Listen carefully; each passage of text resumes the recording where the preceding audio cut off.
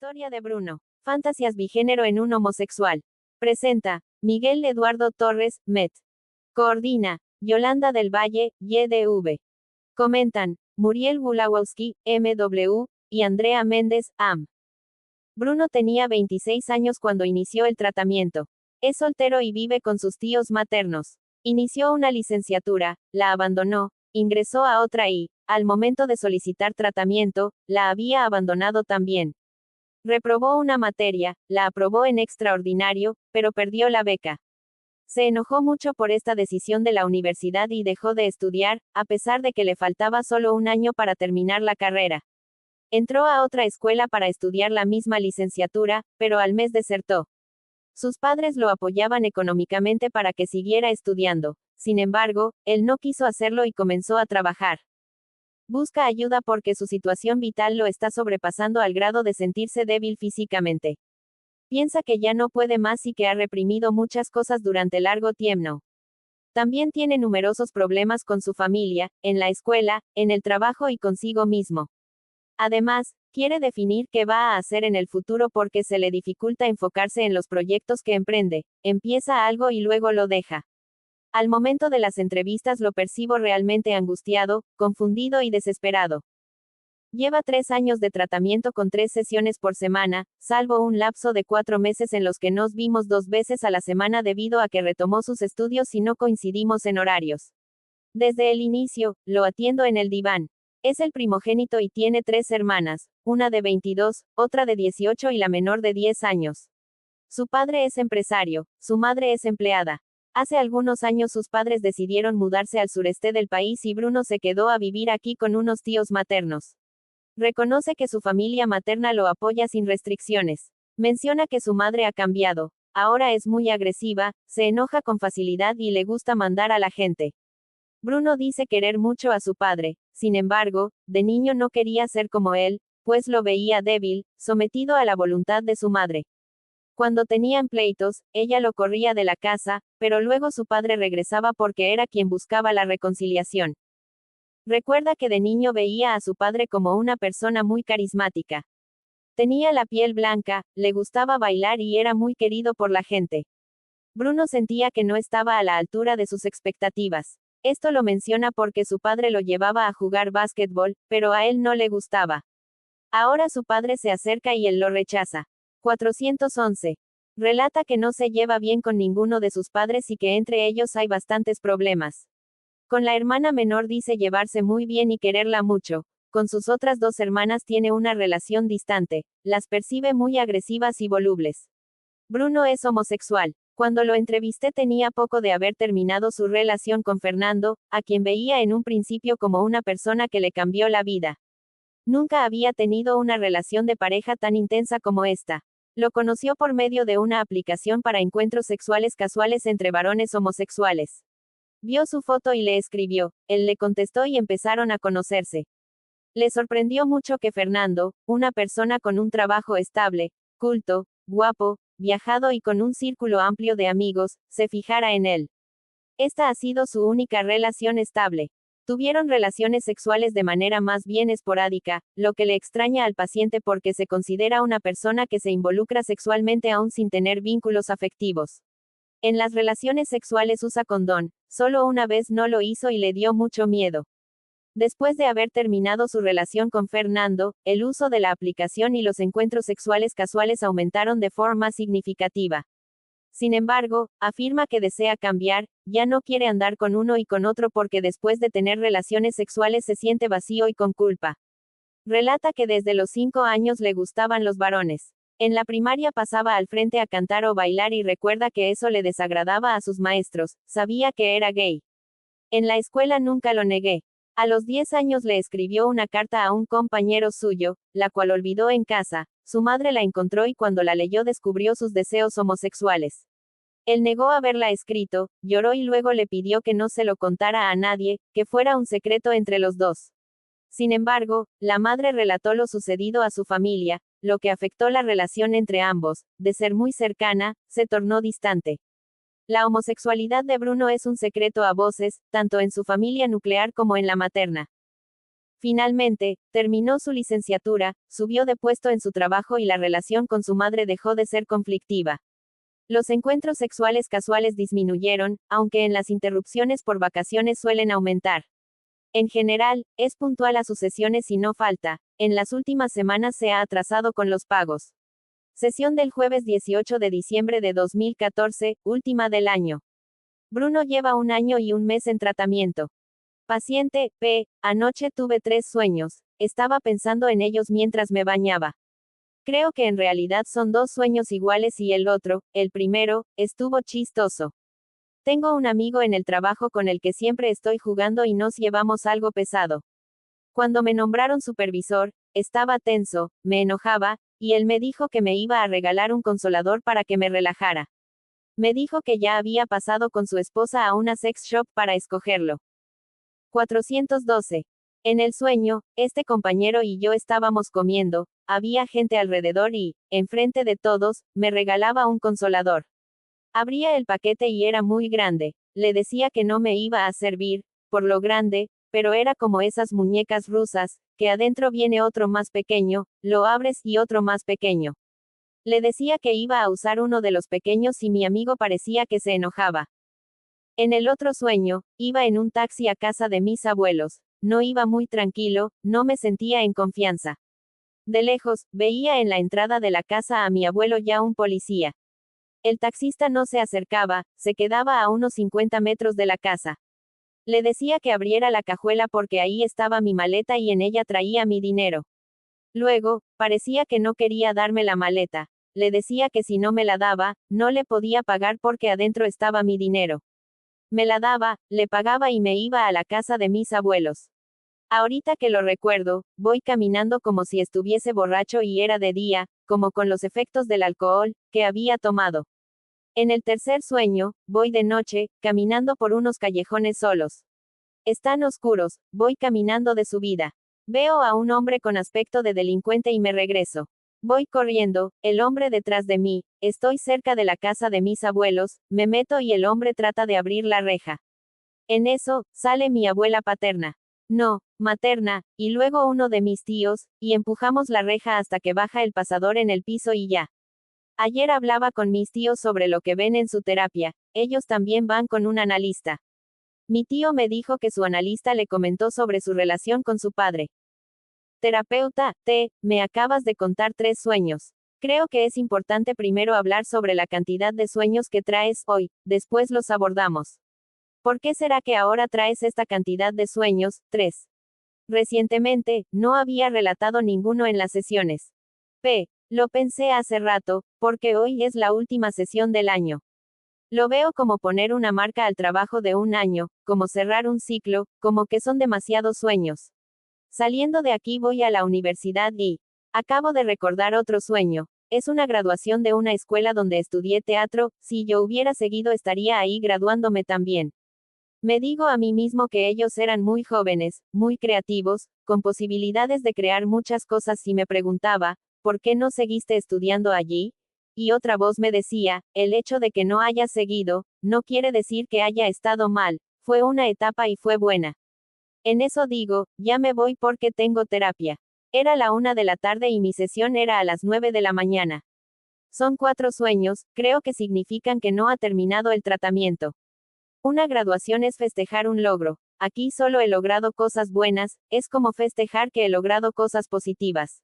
Ayer pensaba que termina el año y las sesiones. Sentí un poco de nostalgia, no tristeza, sino otras emociones. Me causa emociones de alegría y de nostalgia, me mueve mucho. En el sueño se ven reflejadas cosas que he visto aquí, dejarlo del teatro, irme a inscribir para terminar mi carrera, mi abuelo que aparece, la figura masculina que había dejado de lado y, empezar a darle valor, lo de mi sexualidad. Llevo 4 meses sin tener encuentros sexuales. Veo que en los sueños se reflejan estas cosas importantes. 413. Intento hacerle ver que el tratamiento se ha convertido en algo importante para él, donde puede pensar las cosas que le suceden y, al mismo tiempo, que le angustia todo lo que hay en su mente y que no tendrá, por 2 semanas, este espacio para poder hablar. Efectivamente, son 4 sueños con el que acabas de recordar. Esta cantidad de sueños parece significar que desearías seguir trabajando, seguir viniendo a las sesiones porque hay mucho que pensar, porque es mucho lo que tienes en tu mente. Es como si me dijeras, ¿qué voy a hacer con todo esto, doctor, ahora que no vamos a tener sesiones? Por una parte, reconoces que falta trabajar en varios asuntos todavía. Por otra parte, no quieres interrumpir el trabajo porque tal vez sientes que no vas a poder solo con todas esas cosas y, entonces, sería mejor no interrumpir nuestras sesiones en las vacaciones. Y asegurarme de que el tratamiento va a seguir, como si le dijera, pero va a haber más sesiones, ¿verdad? Pues sí, se queda en silencio. ¿Con qué relacionas tu primer sueño? Siempre ha sido como un chiste. No sé qué tan cómodo me sentiría con un regalo así. Hasta donde sé, esos aparatos son costosos y no creo que fuera conveniente comprar uno. Mi amigo tiene un hijo y no creo que deba gastar en eso. No vamos a tener sesiones en 2 semanas y sueñas con un consolador, con un pene artificial.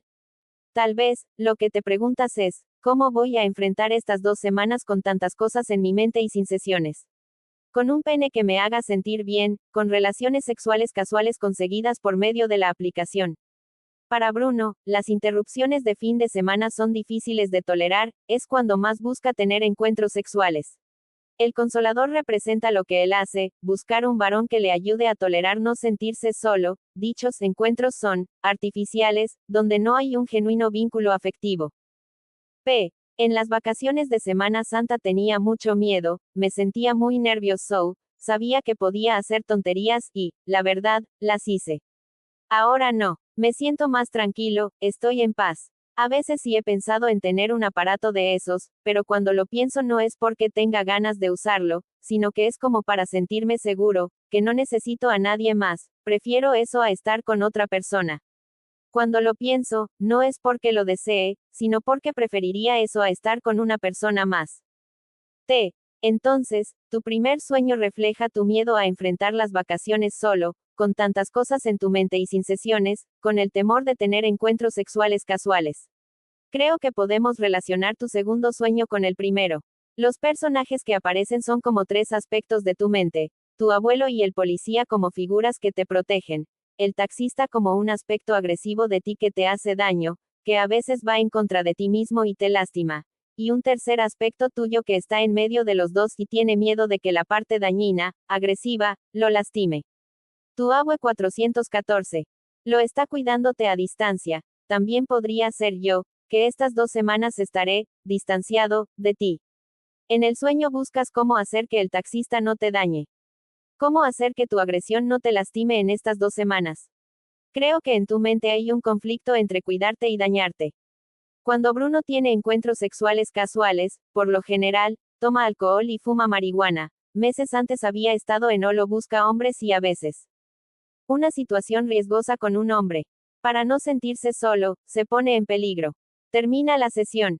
Sesión del martes 12 de enero de 2016, primera de la semana. Al momento de esta sesión, Bruno lleva 2 años y 2 meses en tratamiento. Hasta el miércoles pasado, cuando le escribí, las cosas iban bien, me sentía muy bien. Canceló la sesión anterior por medio de un mensaje. Era la primera del año. No había visto a nadie de la aplicación. La Navidad y el Año Nuevo los pasé muy bien. Ya habían sucedido algunas cosas entre Luis y yo. Mi tío terminó con su novia, mi hermana terminó con su novio, los vi pegados al celular esperando que alguien les llamara. Al día siguiente, el jueves, pasaron cosas duras y luego peores. En lo que pasó, hay responsabilidad mía y de Luis. Me dio miedo ser responsable de lo que hice. Desde que Luis llegó a la tienda, me gustó.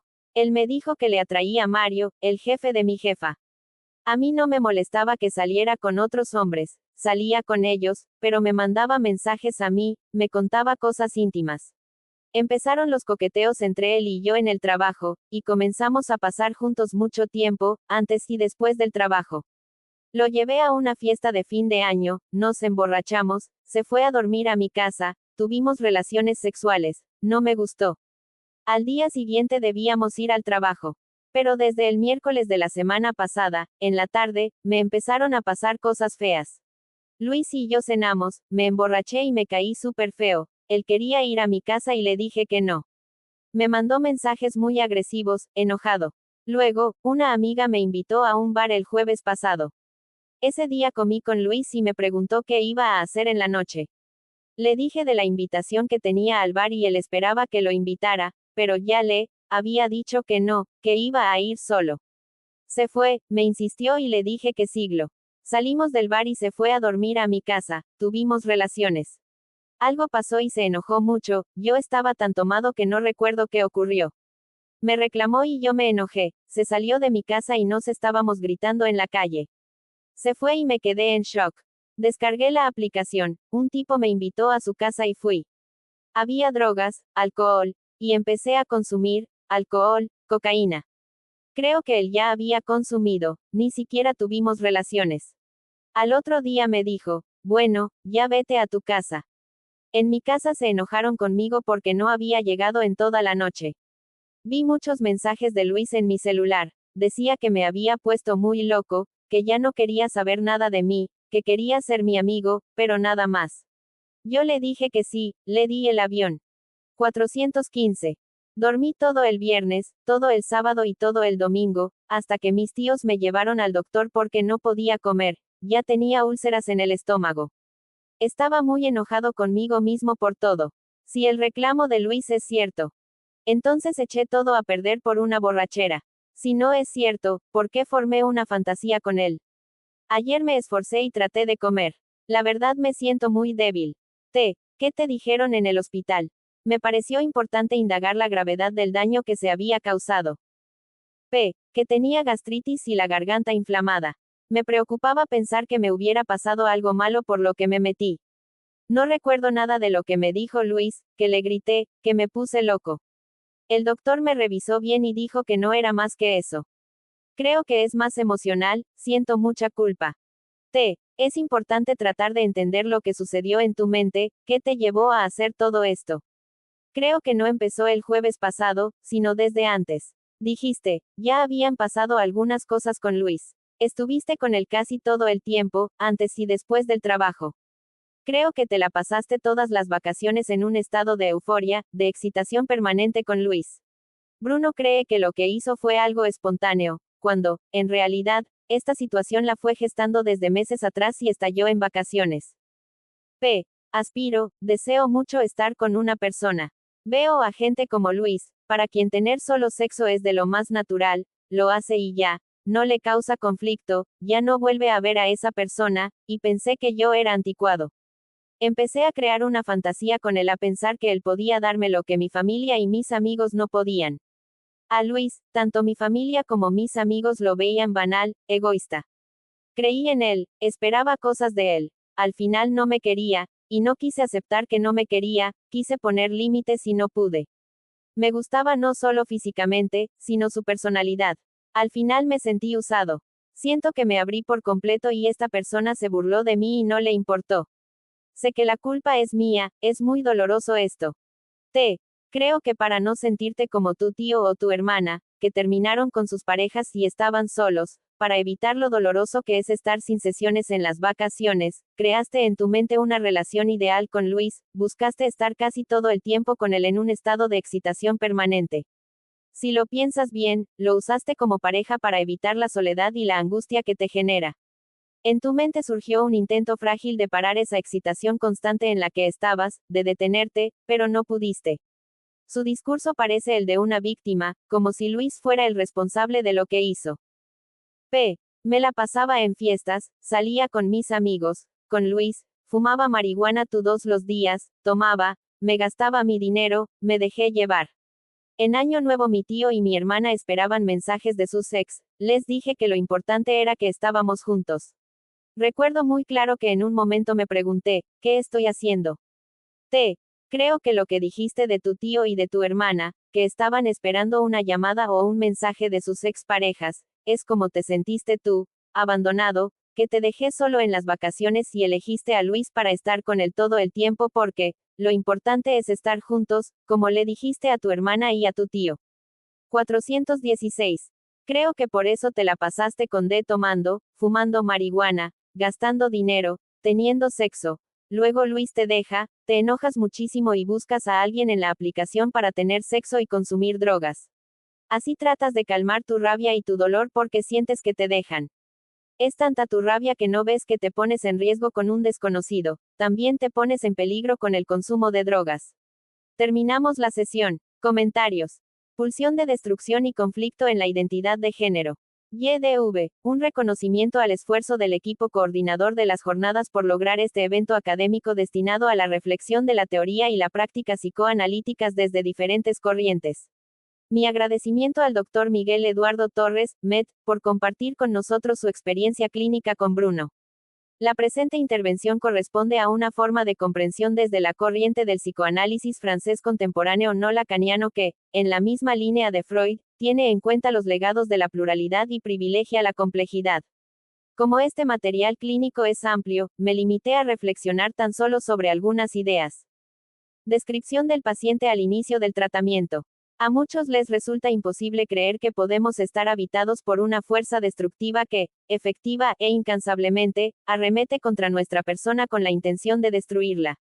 Pero, si bien es una idea que despierta un rechazo generalizado, el psicoanálisis descubre su trabajo sombrío de manera cotidiana en la práctica clínica. Se trata de la pulsión de muerte que actúa desde lo inconsciente. Ese es el caso de Bruno. Bruno es un paciente no neurótico, lo suyo es actuar. Ajeno a los valores que se derivan del pensamiento, especialista en asesinar el tiempo, sus actos se repiten compulsivamente a modo de saltimbanqui. Llega tarde a la formación profesional para rebotar de una licenciatura a otra, de una escuela a otra, sin avanzar un ápice, pero haciendo gala de arrogancia y desprecio por quienes lo apoyan. Lo suyo consiste en emprender, suspender, cambiar, volver a emprender, suspender, cambiar. En un movimiento circular profundamente estéril.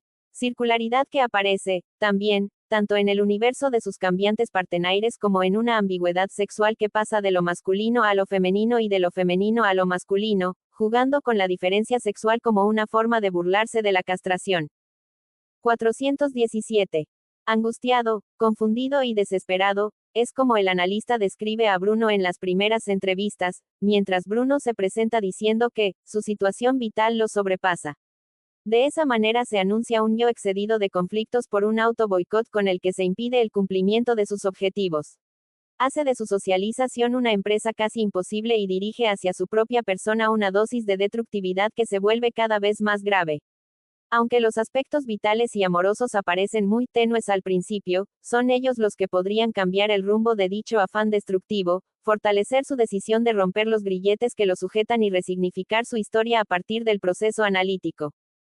Bruno es el mayor de 4 hermanos. La relación entre sus padres es destructiva. Prevalecen la violencia y el desprecio de la madre sobre la debilidad y la tolerancia del padre que se somete. A sus 26 años, comenta que su relación con ambos padres es mala, los rechaza, los rehúye y se desinteresa, reconoce como grupo familiar únicamente a la familia materna.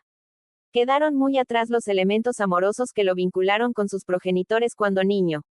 El padre fue entonces un ideal que lo inspiraba, bailador, carismático, muy querido por la gente. ¿Qué lo habrá llevado a arrebatar a sus objetos primarios el lugar de residentes privilegiados de su mundo interno hasta transformarlos en ciudadanos de segunda?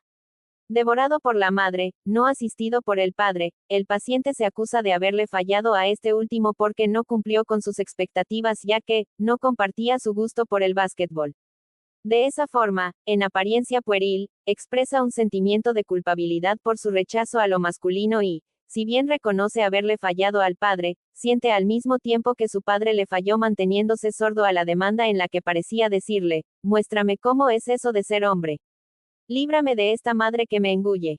El hecho es que se fue demoliendo aquel ideal del yo inspirado en la figura del padre al que juzgaba encantador y pasó al primer plano una ambigüedad en su filiación a lo masculino, femenino, con lo que se fortaleció un problema de identidad de género.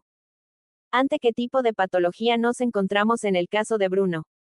El eje organizador de su patología se asienta en el yo, específicamente en la relación del yo con el narcisismo. Pero no se trata del narcisismo que alimenta la propia estima y hace posible la actividad creativa. Todo lo contrario, es el narcisismo negativo que busca destruir todo lazo con lo que se ama o se valora, hasta el punto de abolir sus representaciones en la mente a fin de anular todo lo que tiende a la vida, ya que le impera una aspiración al vacío, a la nada. En su caso, la relación humana es fuente de dolor mental y de angustia insoportable. Se siente fácilmente ofendido e incapaz de manejar el cúmulo de pesadumbre que resulta de la convivencia, de la intimidad siempre rehusada. Su deseo de venganza, su disposición a castigar al otro, le despiertan una culpa inconsciente mayúscula, razón por la cual termina castigándose a sí mismo. Vive la cercanía como un allanamiento de su interior y esa angustia se alterna con la amenaza aterradora de la posible separación. Así, pues, le horroriza tanto separarse como el contacto. De hecho, se vale del alcohol y de la droga para paliar la aflicción insoportable del vacío que le deja el otro y que, además, lo amenaza con hacer estallar su propio vacío. No está, no estoy. No es, no soy. Esto es consecuencia de una confusión entre el mismo y el otro, que no ha logrado superar, prolongación del narcisismo primario como tendencia al desapego y a la ruptura, entre otras variantes del narcisismo que habrá que distinguir en este paciente. ¿Por qué no suponer que la problemática sexual es el eje organizador de la conflictiva en Bruno, cuando esta es tan evidente?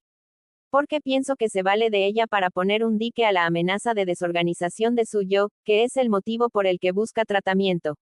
Lo central de su queja está en un yo que amenaza con extinguirse y exterminar lo que ha sido significativo para él, pese a que su sexualidad se ha mantenido en un lugar protagónico de su conflictiva desde pequeño y continúa presente.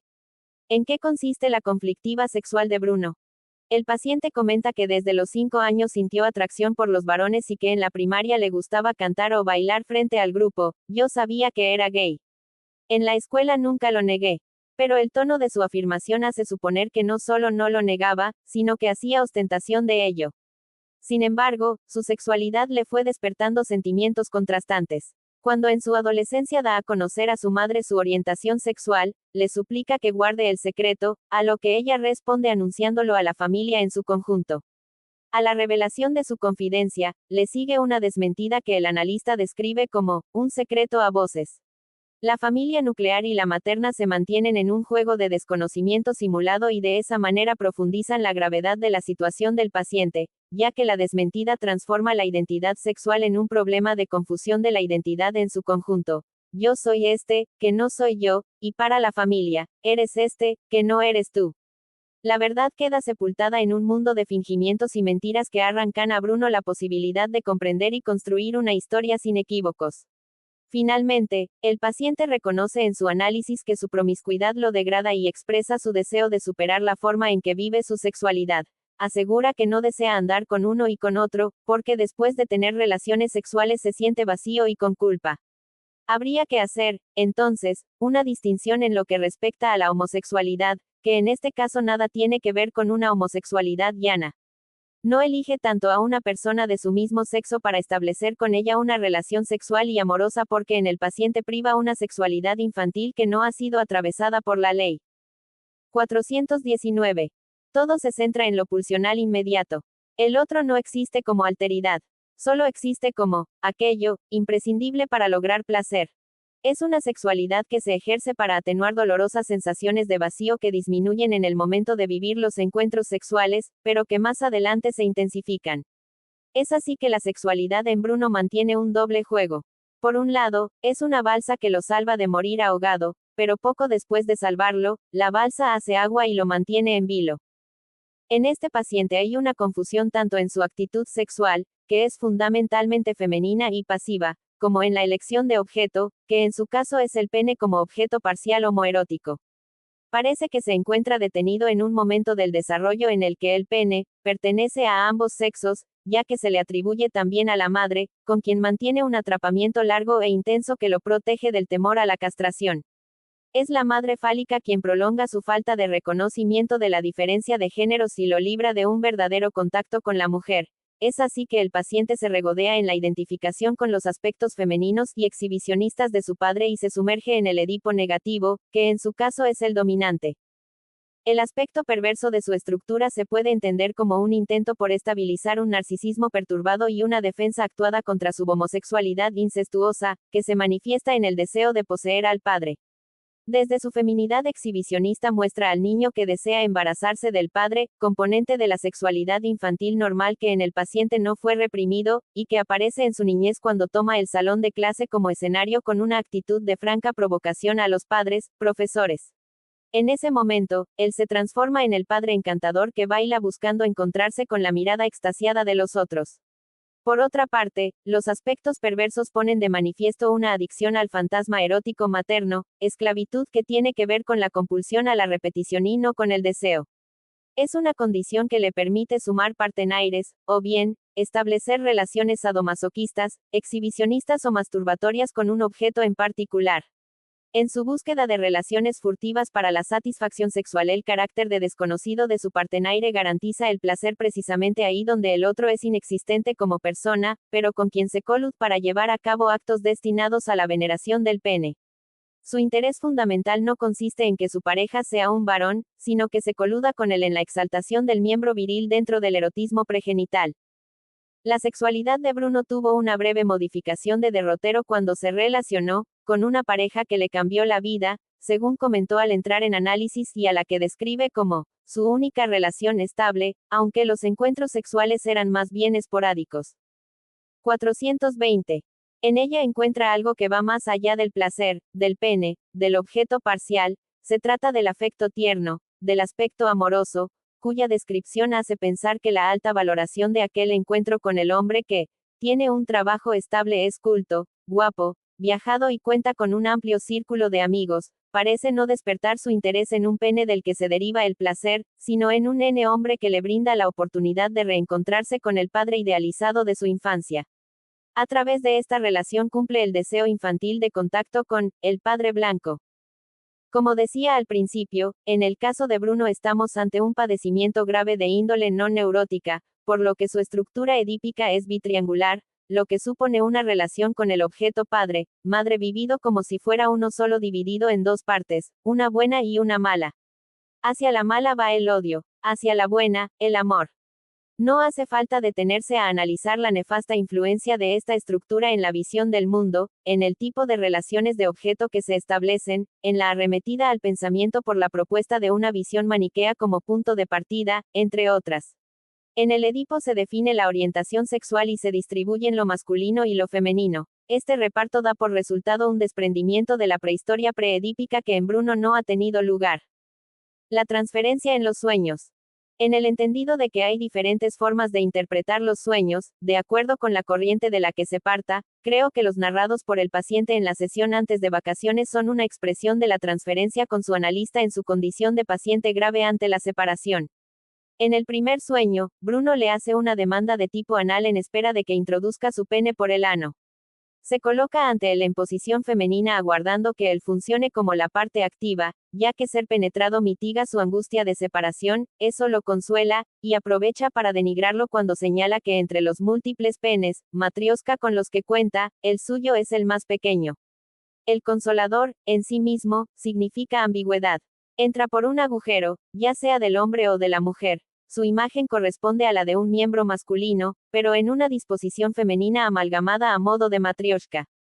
Esta imagen apunta precisamente a la ambigüedad en lo relativo a ser hombre o ser mujer, ya que en su inconsciente persiste la mujer con pene que le permite evitar enfrentarse a la castración.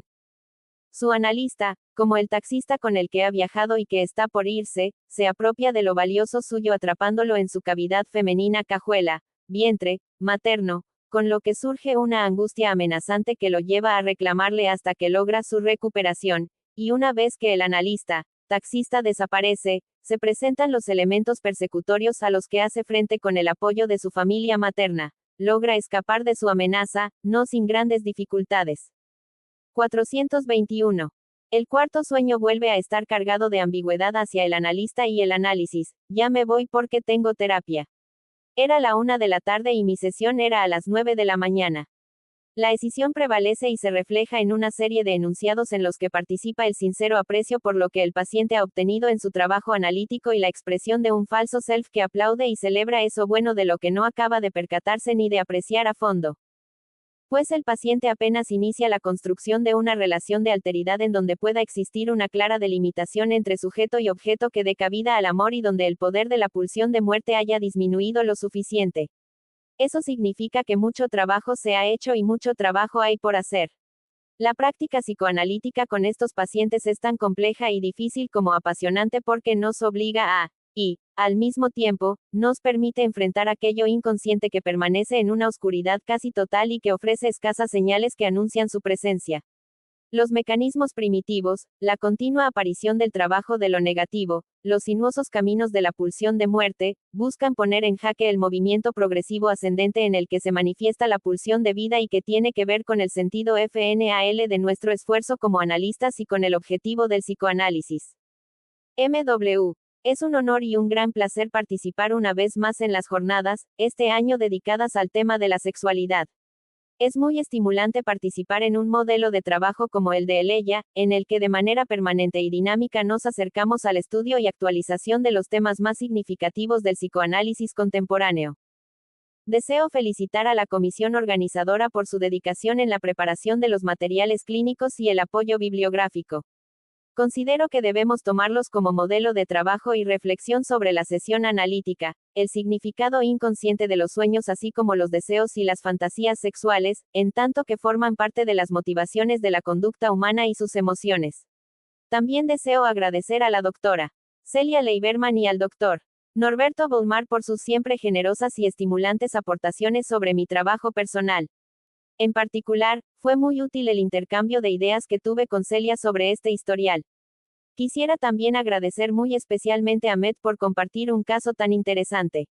En este comentario deseo enfatizar diferentes aspectos. Algunos tienen que ver con el tema de la sexualidad, como el concepto de sexualidad en psicoanálisis, las teorías que hablan sobre homosexualidad y patología, la noción de los estados sexuales de la mente y el monto de agresión, Meltzer, las fantasías sexuales, embarazo, fracaso, y la diversidad sexual en la sociedad contemporánea.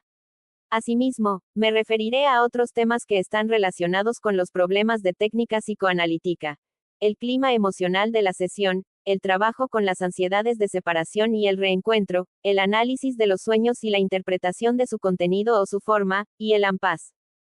422. En un paciente como Bruno, se tiene que tomar en consideración el análisis de las ansiedades de separación expresadas en sus sueños y en sus actos, así como el trabajo con sus fantasías homosexuales, precisamente aquello que evitan abordar los pacientes y asusta a los analistas. El concepto de sexualidad en psicoanálisis, inaugurado por Freud desde comienzos del siglo XX, desató una revolución. Amplió la idea de sexualidad hasta entonces conocida y estableció la diferencia con la genitalidad. Asoció la sexualidad infantil con la pulsión, sus expresiones y desviaciones, como una fuerza interna que se origina en el cuerpo y luego se construye con representaciones o fantasías en la mente. Para Freud, la homosexualidad, junto a otras diferentes expresiones sexuales, sadomasoquismo, voyerismo, exhibicionismo, fetichismo, etc., constituye una patología en la medida en que existe una desviación de la pulsión sexual cuando ésta se dirige a un objeto distinto al heterosexual o a una meta alejada. En la actualidad, la discusión sobre categorizar la homosexualidad como patología se ha vuelto un lugar común en muchas publicaciones, desde las que sostienen que heterosexuales y homosexuales tienen patologías similares, hasta las perspectivas dominadas por tintes políticos que catalogan como discriminatorio cualquier intento de exploración. El psicoanalista contemporáneo tiene que sentirse libre de cualquier ideología para acercarse a toda manifestación psíquica sin preconcepciones o expectativas y así, disponerse a la investigación de aquellos fenómenos que le interesan, sueños, conflictos psíquicos, fantasías.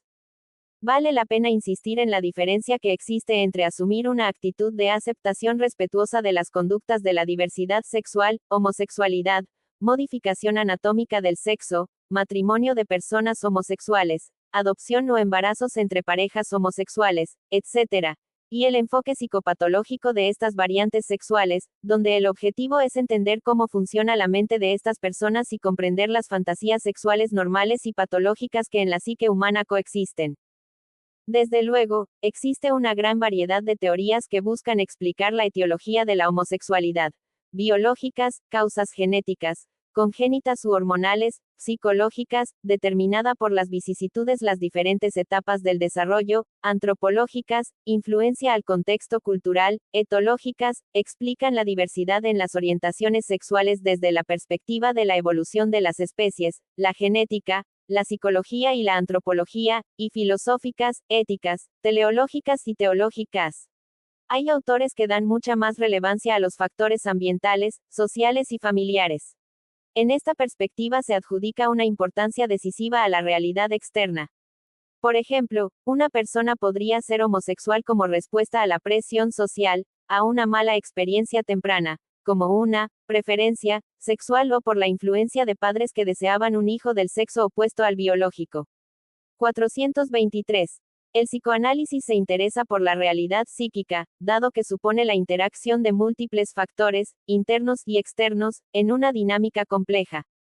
Los síntomas son el resultado de ciertos libretos subjetivos de una persona, de los que no tiene conciencia pero representan la expresión de fantasías infantiles inconscientes que predominan en la mente. El material clínico que presenta Met es el de un joven homosexual, Bruno, quien consulta debido a una ruptura de pareja. Cuando un paciente homosexual acude a análisis, por lo regular, no lo hace por su homosexualidad sino por otras problemáticas, porque está atravesando una crisis de ansiedad, no puede evitar repetir ciertas situaciones nocivas, se enferma con mucha frecuencia o se siente muy deprimido. Muchas personas homosexuales presentan este tipo de situaciones que las desequilibran con cierta asiduidad. El rompimiento con la pareja suele ser una causa habitual de consulta. La pérdida de la estabilidad emocional que sienten frente a una separación es, habitualmente, muy intensa. Como psicoanalistas no tenemos injerencia sobre lo que cada persona decida hacer con su sexualidad. Lo que tratamos de hacer, desde la perspectiva psicoanalítica, es entender cómo funciona una estructura mental, qué conflictos padece, comprender la dinámica de los mismos, de las fantasías inconscientes y tratar que la persona pueda gradualmente conocerse. Esta es la tarea del psicoterapeuta psicoanalítico, ya sea con pacientes heterosexuales u homosexuales. En su libro Los estados sexuales de la mente, 1974, Meltzer cuestiona la definición del término homosexual.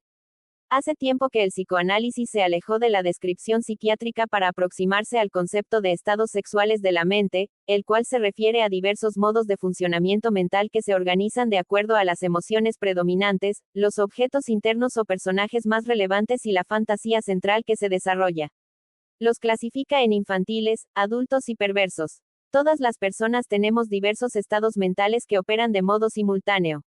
Es una noción muy profunda que permite independizar los comportamientos sexuales de las fantasías inconscientes, deja de poner el acento en la observación de conductas para comprender el psiquismo y se interesa en cambio por el discernimiento de los estados mentales de la sexualidad humana.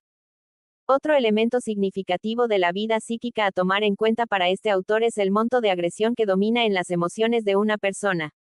Los estados mentales se diferencian según la cantidad de agresión que prevalezca en cada uno de ellos, de manera que en la homosexualidad se puede considerar la posibilidad de encontrar una pareja homosexual no solo con fantasías perversas sino también infantiles, al igual que una pareja heterosexual en la que podrían dominar las intenciones malignas de destrucción.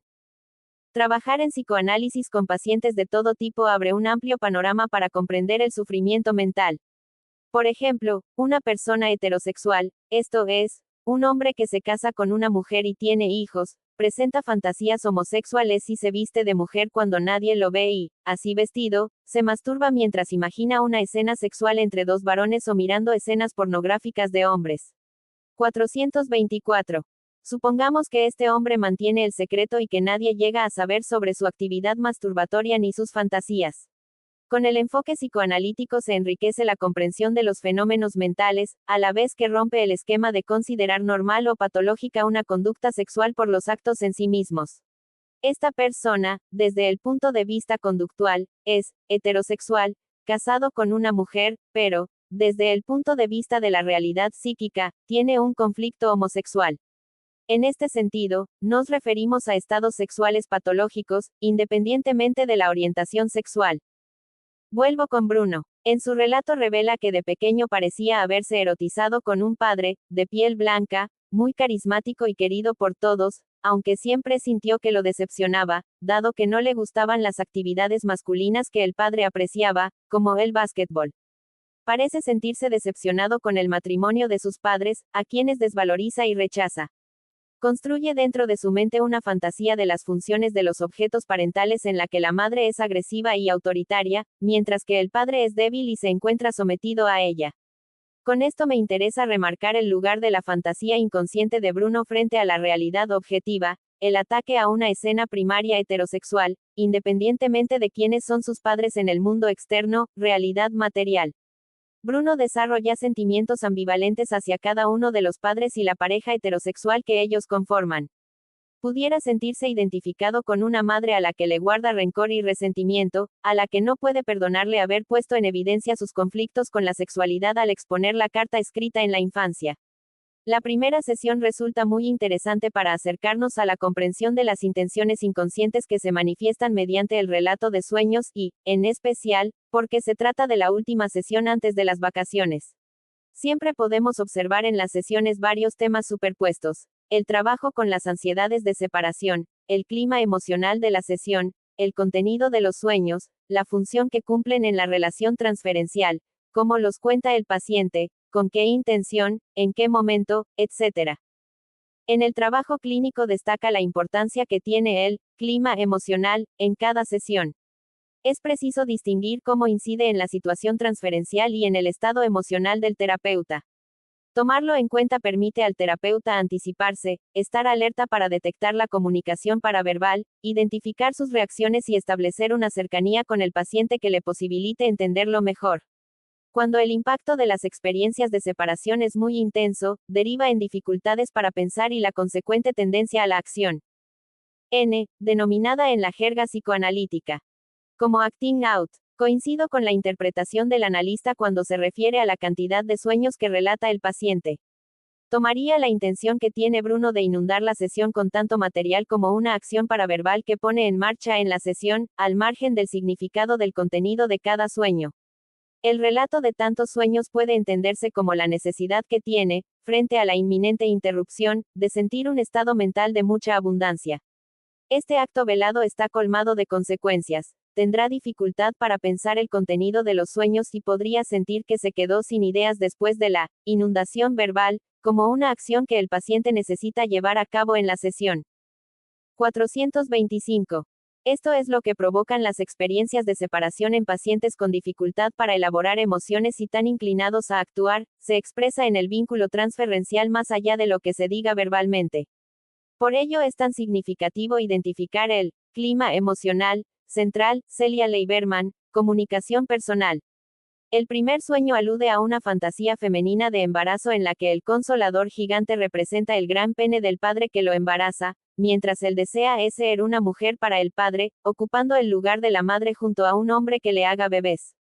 Esta actividad fantasmática se vuelve peligrosa, dado que si tiene un lugar femenino junto al padre, él deberá ser castrado para ser una mujer. Meltzer, 1999, p. 91, hace referencia a la fantasía homosexual femenina, describe que las actividades sexuales se inclinan a una masturbación mutua y a abrazos. La penetración es esporádica debido a que suelen sentir y ansiedad de la penetración anal. Explica que generalmente este tipo de homosexualidad femenina no es perversa, la agresión se encuentra mayormente inhibida, como en el caso de Bruno, que no desea realizar actividades deportivas. En el segundo sueño se expresan fantasías asociadas al tratamiento. Es la última sesión del año y, probablemente, el día de pago. En este sentido, siente que el analista es un interesado en el dinero y lo que desea primordialmente es cobrar su honor a Ríos. El sueño describe las ansiedades persecutorias que emergen de la fantasía de un analista violento que lo persigue, por atrás. Herbert Rosenfeld, 1948, describe estas ansiedades paranoides en homosexuales que gustan de ser penetrados analmente. Con su fantasía homosexual, Bruno podría sentir que después de haber robado el lugar de la madre en el coito con el padre, quedan reproducidas y expresadas en la transferencia estas mismas ansiedades persecutorias. Ahora me dirijo al análisis de la segunda sesión, que es la primera después de la interrupción, en la que resaltan fantasías sexuales de fracaso junto a ansiedades de atadas por la separación. Desde el punto de vista de la sexualidad, hay fantasías de ataque a la escena primaria y de autodestrucción. El encuentro con la pareja está inmerso en una vorágine de pleitos, gritos y conmociones. Después sobreviene un estado de culpa, de enfermedad, donde lo interno tanto como lo externo queda, en palabras de Bruno, echado a perder.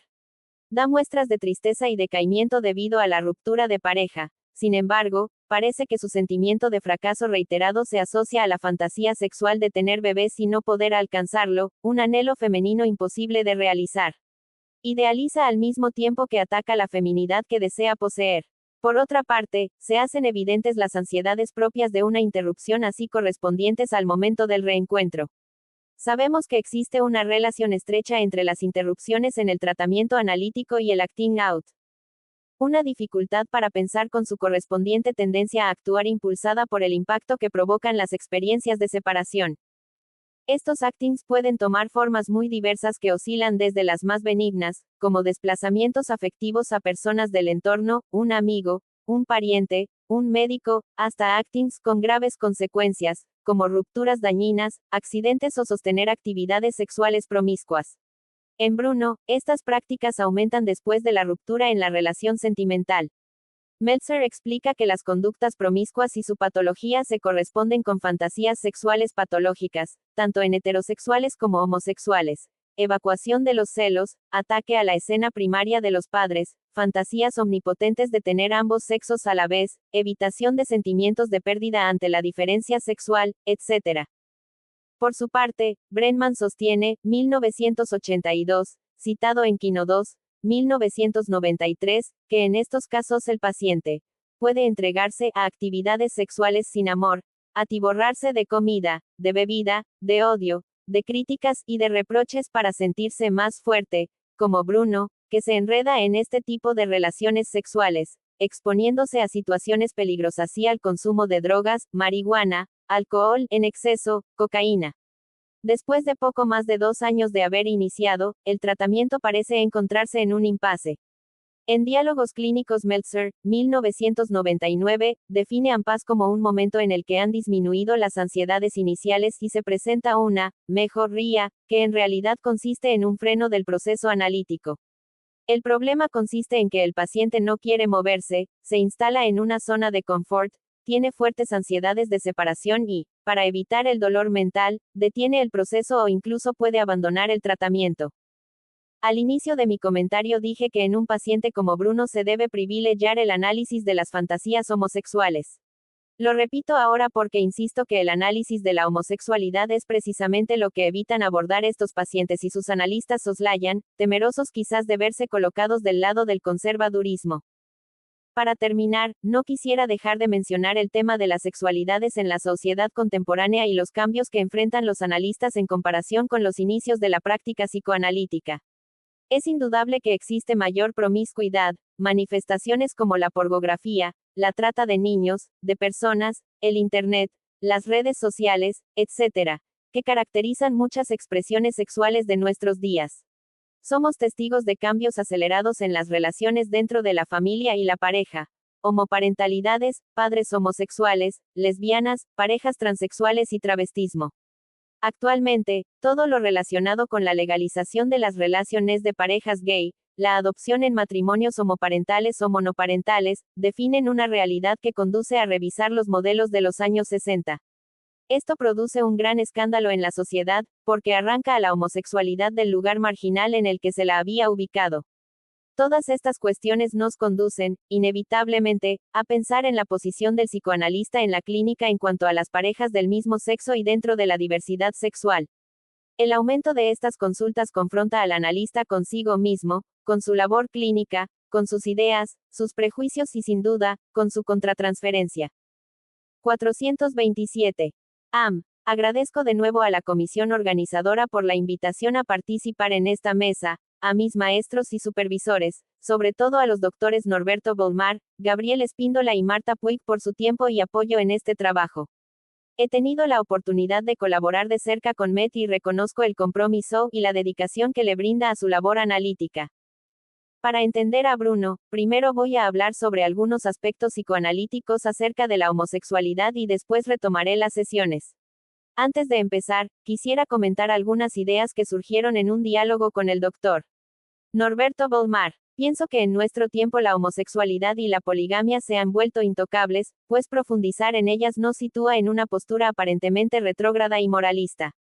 Esto trae como consecuencia que los analistas nos frenemos al tratar de entender que en la homosexualidad hay un conflicto de identidad, lo cual, más que criticar a los homosexuales, busca analizar las causas de la misma manera que con un paciente heterosexual se analizan los aspectos neuróticos o psicóticos de su sexualidad. Jung, 2001, en un intento por ubicar y reubicar las ideas psicoanalíticas sobre la sexualidad, hace una crítica al término de sexualidad plástica, propuesto por Giddens, con el cual señala que la sociedad moderna se ha liberado de la sexualidad de antaño, dando pie a nuevas formas de erotismo y reemplazando la idea de perversión por la de pluralismo. Jung considera que este relativismo permea incluso al psicoanálisis y deja de lado la exploración profunda de la sexualidad. El psicoanálisis siempre va en contracultura. Freud, 1920, relata que en ocasiones los padres de algún paciente homosexual le pedían que lo cambiara, que le quitara la homosexualidad, y él explica que eso era imposible, pero generó varios planteamientos para explicar la elección del objeto sexual, algunos los describiré más adelante. En la práctica clínica el analista no se limita a entender la homosexualidad o la heterosexualidad del sujeto, pero considero, con base en las ideas de varios autores, que en la homosexualidad existe un conflicto, aunque el paciente no lo vea como tal. En toda terapia y con cualquier persona, nuestra tarea es analizar la sexualidad y las fantasías, tanto las representaciones o mentales como el tipo de relaciones sexuales físicas que sostiene. Todo lo que vivimos tiene un nivel de fantasía. Estas fantasías pueden ser maduras, saludables, neuróticas o síntoma de patologías graves. Independientemente de que el paciente sea heterosexual u homosexual, es necesario tener en cuenta sus fantasías acerca de la sexualidad, sus relaciones interpersonales y cómo se vincula con el terapeuta, la transferencia. Consideramos que nada es normal por sí mismo, pues parte de lo que nos define como seres humanos es el conflicto intrapsíquico, el tipo de fantasías y los vínculos que establecemos, con las identificaciones que esto implica. Es posible que el paciente interrumpa la terapia si analizamos sus fantasías y profundizamos en su conflicto, pero, al menos, le brindamos la posibilidad de pensar en lo que pasa dentro de su mente. El Dr. Volmar menciona que, en realidad, este riesgo lo corremos con todos los pacientes. 428. Pienso en Bruno como un hombre bastante inhibido, con algunos aspectos similares a los que describió Freud en el caso de Leonardo, 1910. Habla de una mamá con la que en un primer momento tenía una relación cercana, seguramente se sentía cuidado por ella, pero después la convirtió en una figura cruel, traicionera y que castra al padre al igual que a él, en suma, una mujer tirana que somete a los otros. Desde esta perspectiva, el papá queda como un hombre manipulable y débil, mientras que las mujeres son personajes agresivos y volubles. Actualmente, para complementar la idea de identificación con la madre que postula Freud, podríamos considerar otros conceptos, como el de Klein, quien propone que la capacidad de mamá para tener bebés y cuidarlos despierta en el niño la ENVDIA y, posteriormente, el deseo de robárselos. Para Freud, Leonardo se identifica con la madre y busca como pareja a alguien que lo cuide como ella lo había hecho alguna vez. Pero aquí me parece que Bruno se identifica por momentos con un papá dañado, castrado y, en otros, con una mamá tiránica. Freud, a propósito de Leonardo, menciona la incapacidad del artista para completar sus tareas. Bruno no puede llevar a cabo sus planes, pero tal vez no es solamente por sentir que, si los concluye, haría pública su sexualidad, sino porque también tiene un alto grado de hostilidad con la que envidia la creatividad y destruye inclusive la propia. Nucara, 2009, nos ofrece otra manera de explicar la homosexualidad desde planteamientos psicoanalíticos contemporáneos, la compara con el mito de Orfeo. Si desea salvar a Eurídice, Orfeo no debe voltear a verla, mas no puede evitarlo y, cuando la mira, la pierde para siempre. En adelante, Orfeo rechaza todo acercamiento con otra fémina, predicando el amor homosexual. La idea es que si el hijo no logra aguantar la separación de la madre y percibe su ausencia como un objeto irreemplazable, entonces renuncia por completo a todas las mujeres. La intensa ansiedad de separación, junto con la necesidad de fusionarse con el objeto, conforma un aspecto de identificación característico de los pacientes homosexuales.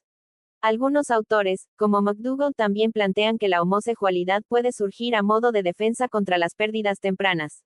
La idea de la madre fálica, aniquilante y castrante puede ser el resultado de la proyección de las ansiedades primitivas de aniquilación. Ahora, abordaré las sesiones para explicar cómo entiendo lo que sucede en la mente de Bruno y en la relación analítica, específicamente, con respecto al material de los sueños, bajo la premisa que para interpretarlos, siempre hay que contextualizarlos. 429. En una conversación personal, Norberto Bolmar mencionó que es común que los pacientes homosexuales consulten por una ruptura de pareja que los llena de ansiedad. Vienen con el deseo de calmar su angustia por la separación de la pareja o por no poder terminar las cosas, pero casi nunca se cuestionan su homosexualidad. En la primera sesión, que es la última del año, Bruno cuenta varios sueños. El inicial, donde el amigo casado le regala un consolador, implica una escena primaria. Están mamá y papá juntos dándole un regalo muy valioso, un pene con potencia masculina, pero Bruno lo rechaza, dice que prefiere algo más pequeño, no está muy seguro de usar su virilidad y es algo que en ocasiones le asusta, frente a lo cual el padre se enoja. Pensando en los personajes, el compañero de trabajo representa al padre, pero también al terapeuta, como si le dijera a este que desea le regale algo que le sirva para entender lo que le pasa, pero, por otro lado, es como si no supiera bien cómo utilizarlo y tuviera miedo de decepcionar al analista por su propia homosexualidad. Asimismo, vemos que reacciona con ansiedad ante la separación. Quiere que le dé un consolador para aguantar el tiempo que no se verán, pero junto con eso, también desea que le regale su capacidad para entender lo que le pasa, aunque, al desearlo, también se siente chiquito, cree que a él le falta mucho para poder hacerlo. Entonces se presenta agrandado y se interpreta él mismo los sueños, así, no le va a ser tan difícil el tiempo que no estén juntos. Retomando a Nucara, 2009, este autor menciona a un paciente homosexual que sueña que se está ahogando en el mar y toma el pene de un hombre joven que está en la superficie. Antes de la separación por vacaciones, Bruno sueña que un hombre con pareja le regala un consolador.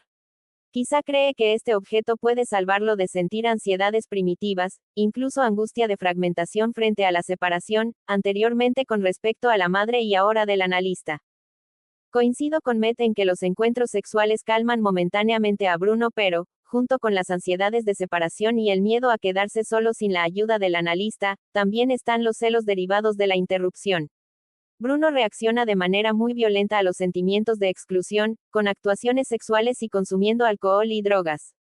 El paciente se pone loco de celos cuando el analista o el novio no están.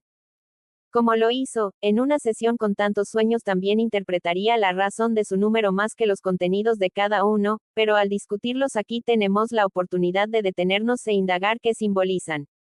Primero, le explicaría al paciente que probablemente trae muchos sueños a la sesión porque tiene la necesidad de sacar la ansiedad que le invade la cabeza.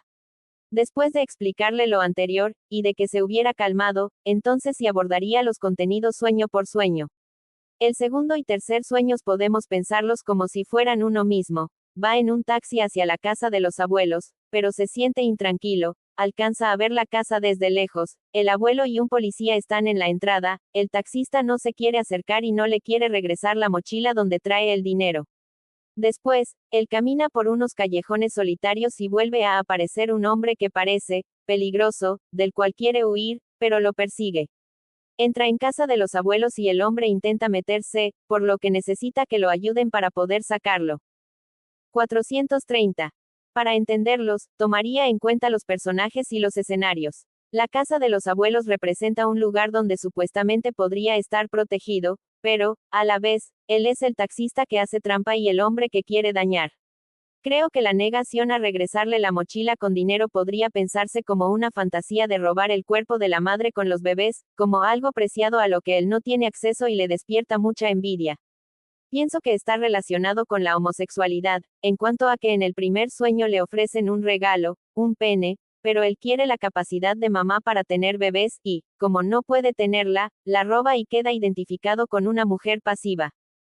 Le explicaría a Bruno la fantasía inconsciente en sus sueños, el taxista y el hombre que se mete a la fuerza son proyecciones suyas.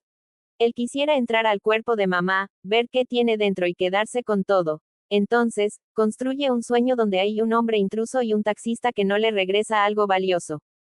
También, quizá le gustaría tener unos padres como los abuelos, a los que quizá ve sin actividades sexuales y queda identificado con ellos, teniendo un pene impotente. El cuarto sueño, que recuerda mientras está en sesión, donde asiste a una graduación que pudo haber sido la suya y ve a un grupo de jóvenes creativos, plantea la envidia que le genera ver que otros tienen la capacidad de llevar a cabo sus planes. Una voz le cuestiona su forma de ser, de dejar todo inconcluso, pero frente a la posibilidad de pensarlo, que podría implicar dolor, aparece en automático una idea narcisista que lo calma y le explica que estuvo bien, como si accediera a un aspecto más agrandado que solapa las motivaciones de sus decisiones. Esto se corrobora cuando, a continuación, se pone en el modo de autointerpretarse, en un monólogo donde deja fuera al analista, ya no lo necesita para entender lo que le pasa. En la segunda sesión, me parece más marcada la identificación con el padre dañado. Tiene en la mente un personaje que lo lastima, que lo humilla y ahora logró encontrarlo afuera, en Luis. Describe una escena de separación con el analista, en donde los personajes de su tío y su hermana están dolidos, pegados al celular buscando algo que los calme, mientras él encuentra a un hombre con quien estar. Es significativo que vincula estas escenas con situaciones feas, en las que se hace daño tomando, cayéndose, peleando, consumiendo sustancias y metiéndose en situaciones de riesgo. Puede ser que el tratamiento lo esté calmando, pero aún hay muchos actings violentos. No logra hallar dentro de sí algo que lo calme, que lo cuide y deja de comer, con lo que se hace más daño. A esto me refería cuando, siguiendo la idea del objeto interno kleiniano, decía que el personaje que lastima está dentro de su mente. Creo que el hecho de que un paciente con estas ansiedades haya permanecido durante este tiempo en análisis responde al gran trabajo realizado. Por ahora sería necesario empezar a profundizar en temas como su práctica sexual, las fantasías y el amor de transferencia, homosexual, entre otros. 431. Historia de